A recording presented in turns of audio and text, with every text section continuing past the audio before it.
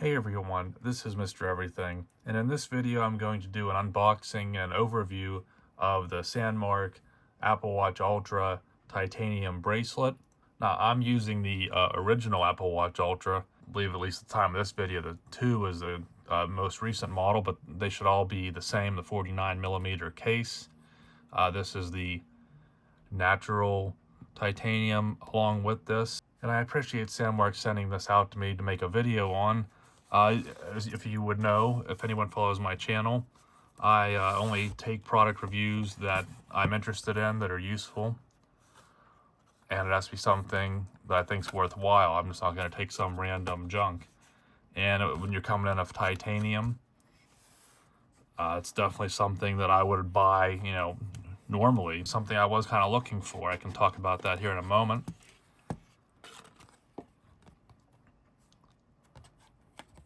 It's a pretty nice presentation. Now, this is the grade 5, which again is shown here, along with some specs.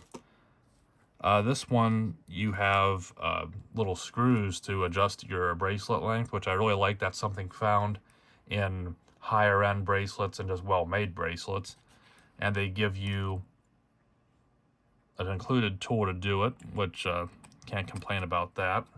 So I like to go ahead and take this out.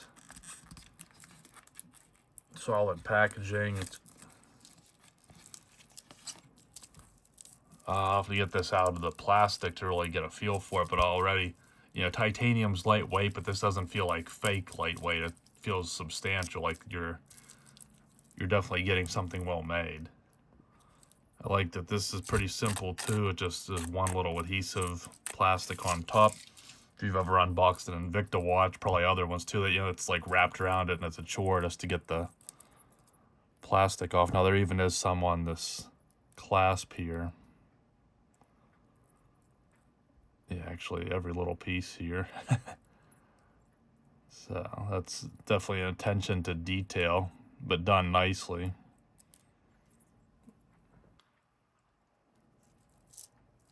Now this being the grade 5 is their highest priced one, and you can see it is grade 5.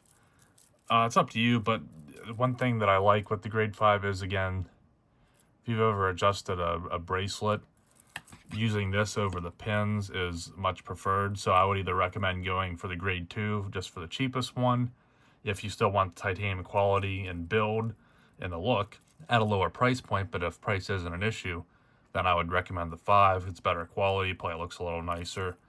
And again, you just get the better, first off, it's more robust and it's much easier to deal with in terms of adjustment. I'm going to go ahead and put it on the watch.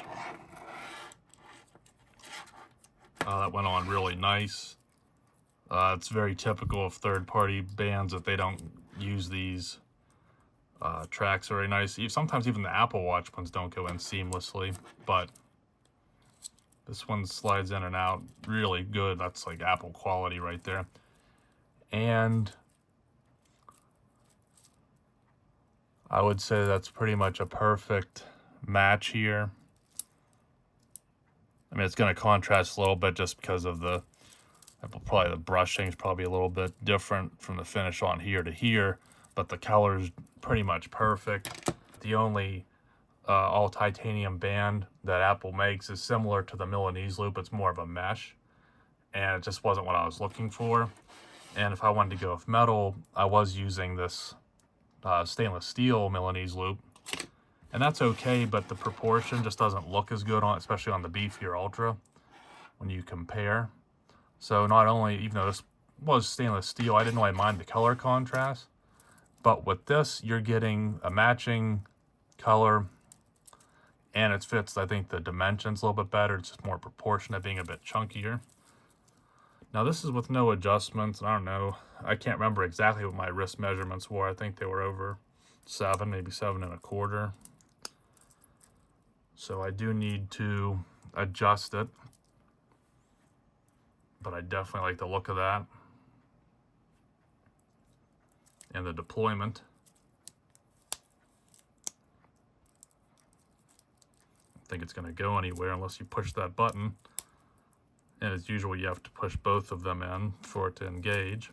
So I'm going to go ahead and remove at least 1 or 2 links here to get a better fit. Not sure how much I'll show on camera, but I do want to see how well these screws come out. And what I will try to do if I need to take out more than one, because that's one nice thing is every single link is removable. So that's really nice because there's really no micro adjustments on this, like with more of a traditional class, you have those little holes. But when you have this little kind of like half of a lug, and then you have these full-size ones, that should be kind of a micro adjustment in of itself.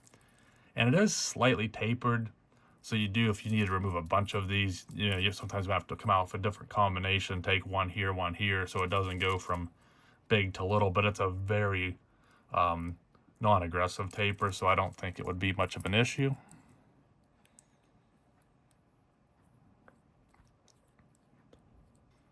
I'm even happy with just the machining of the screw to where the screwdriver isn't slipping out of the head. It's in there, it's deep enough that it doesn't want, and that would probably prevent stripping, and it just looks better instead of having a hacked up screw when you put it back together.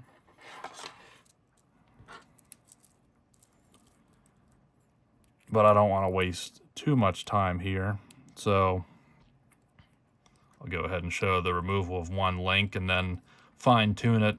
I'll do all that off camera. Okay.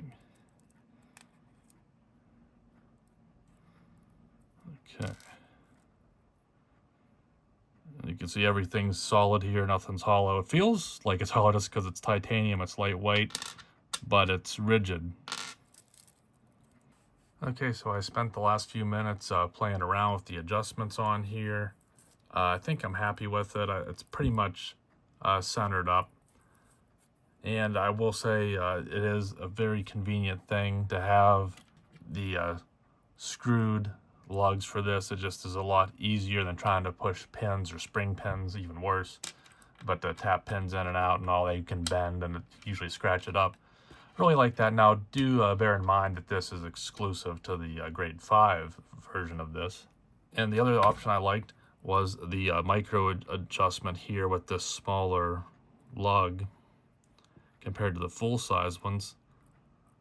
You can see here the eye with that insert is the full size, and this is the smaller one.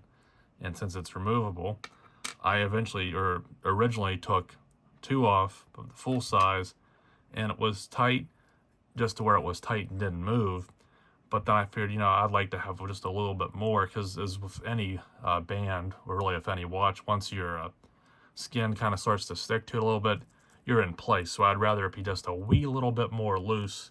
So if, you know, you're working or doing something, you still have a little bit of wiggle room. And it seems like this is like going to hold nicely.